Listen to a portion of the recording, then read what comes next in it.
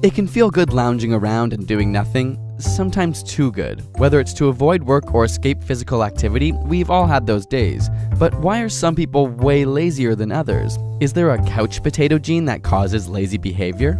Evolution has molded our brains and bodies to respond positively to natural rewards such as food, sex, and even exercise. Wait, exercise? Yep, the pleasure we experience comes largely from the dopamine system in our brain, which conveys these messages throughout the body, ultimately helping to ensure the survival of our species. For many, the pleasure derived from exercise can become just as addictive as food and sex. But while we're all up for more food and sex, many struggle with the desire for physical activity, even though it's an essential part of human biology. Scientists studying mice have found an interesting genetic connection. After separating mice into two groups, those that chose to run on their wheel more often and those that decided not to run as much, the difference was clear in their offspring.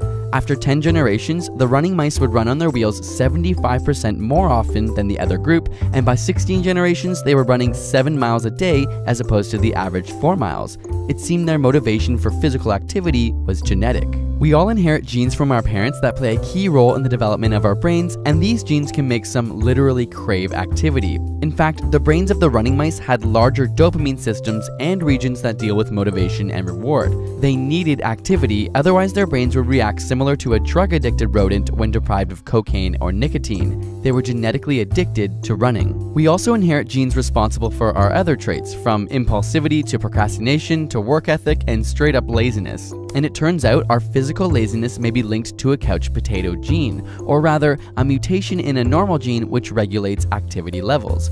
This gene is responsible for a type of dopamine receptor. Without it, you're more likely to prefer sitting around and simply doing less than those who have the properly functioning gene. So the truth is, your desire for activity may not be entirely up to you, but many environmental factors are also at play, which means you aren't doomed to a life of laziness. Although making a change will be harder for some, knowledge is power. So if you think you're genetically lazy, get off the couch and fight your DNA. Your brain will reward you in the end. Need some help to get there? Check out our past video on the science of productivity, which might help you improve your motivation and fight that laziness. And if you'd like to learn more about the amazing science behind extraordinary athletic performance, check out one of our favorite books, The Sports Gene by David Epstein, which was a major source for this episode. It's a great read, and you can get a copy of it using the link in the description below. And subscribe for more weekly science videos.